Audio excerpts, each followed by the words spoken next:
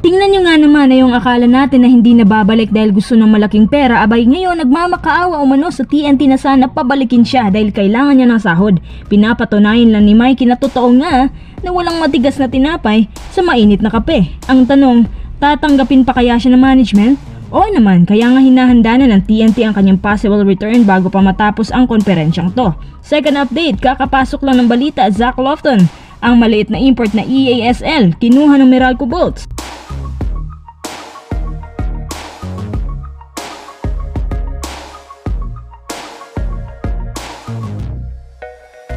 Bago tayo magpatuloy, kung nais susuportahan ng aking channel, just click subscribe and share.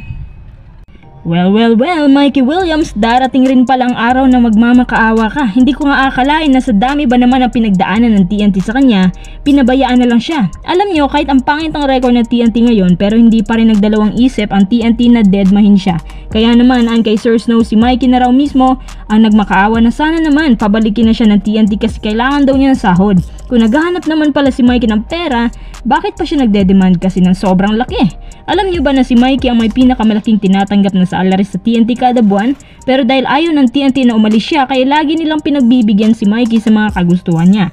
Kung sa stats naman na pagbabasihan, magaling talaga si Mikey. Kung pakiramdam niya superstar siya, hindi naman malayo sa pagiging superstar ang performances niya. Higit sa lahat, napaka-consistent po niyan. Ang tanong, kung tatanggapin ba siya ng management? Ang sagot, oo naman. Sa lagay ng TNT ngayon, choosy pa ba sila?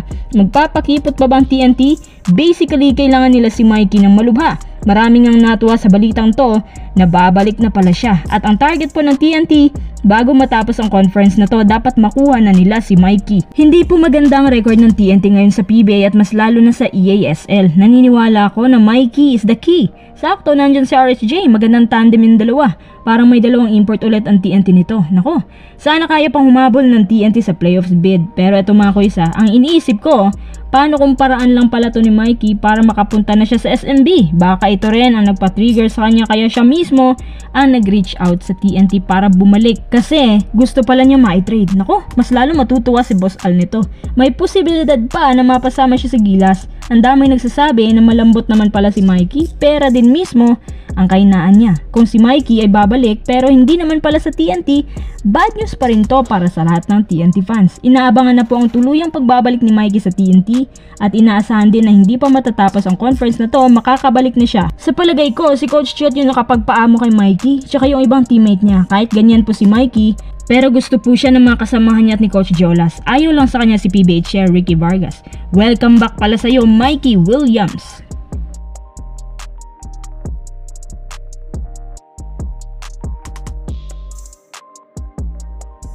Tara, next update naman tayo. Meralco Bolts kinuha ang EASL import na si Zach Lofton. Si Zach 6'3 lang ang height niya, may kaliitan pero good fit siya sa chemistry. Magkakaroon na ng legit former NBA player ang Meralco Bolts na isang shooting point guard. Mabilis, maliksi, bagay sa fast pace ng Bolt system. Si Zach na napabilang dati sa Detroit Pistons at nagkaka-average ng 10 points per game, pero napaka-athletic nito. Yung style niya para siya si Miles Powell, pero mas scorer lang to si Powell. Di ko alam kung bakit may kaliitan ng napili ng Meralco na import, pero siguro naghanap sila ng import na mabilis ang penetration sa loob. Grading sa performance niya sa ESL, mukhang good choice naman to. Matinik at grabe ang ball handling niya. Wag lang sanang kainin sa turnovers kasi parang ito yung sakit niya. Kakaiba itong napili ng Meralco maliit na balang nahanap. Sa mga nagtatanong pala kung permanent import na ba nila to, abay hindi po, temporary lang po yan habang naghahanap pa sila na mas versatile, pero kapag maganda naman ang takbo ni Zach sa Bolts, siya na lang ang gagawing permanent import hanggang sa matapos ang Commissioner's Cup. So temporary lang po muna ang sinabi ng Meralco habang hindi pa sigurado ang desisyon nila sa magiging permanent.